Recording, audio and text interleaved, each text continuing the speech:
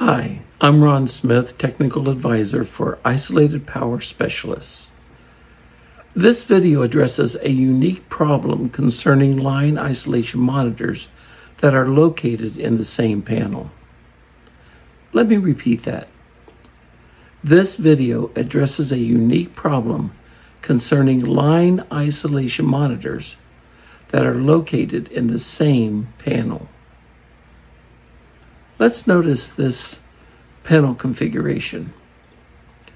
There are two isolated power circuits with their own breaker panels. They can be the same voltage, such as 120 volts, or they can be different voltages. In either case, both power circuits must have their own line isolation monitor. But let's zoom in on the limbs. We notice that they are acting erratically. Once again, notice there are two separate circuits within this panel. Each circuit has its own limb. Both limbs are in close proximity of each other. Each limb produces a low-level frequency when it's executing a test for leakage. Note this. In this example, both limbs have the same frequency. Now that's crucial.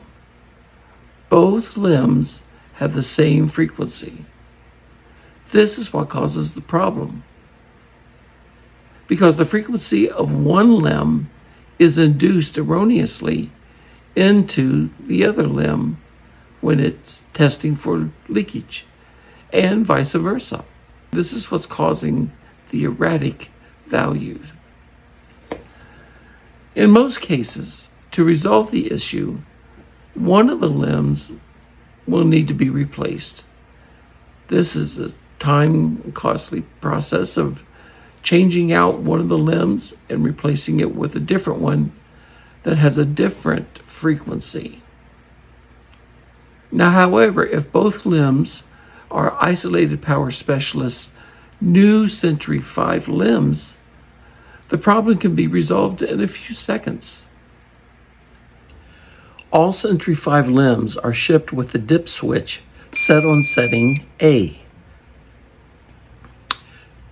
When you power up the limb, the bar graph will conclude with the top segment being either green or yellow. Here, the segment is green. This denotes the switch is on setting A. The new Century 5 limb is equipped with a frequency switch. In the event there is a frequency conflict, change the dip switch setting. Let's see how that's done. First, we go to the limb. Let's remove the cover. There's only the 4 screws on the sides.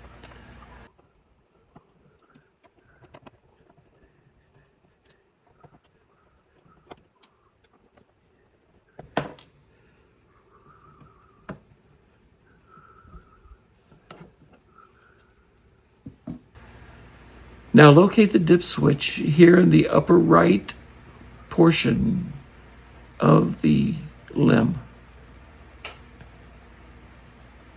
Change the 4th switch, the bottom one,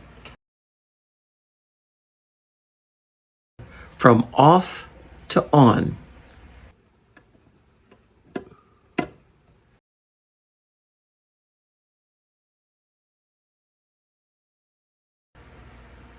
This will assign the limb a different frequency.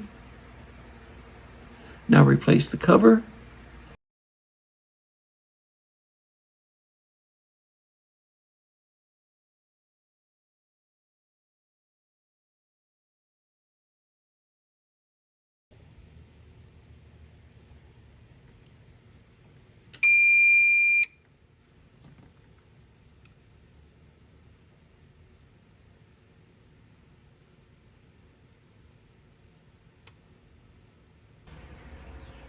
Here, the segment is yellow. This denotes the switch is on setting B, and the problem has been resolved.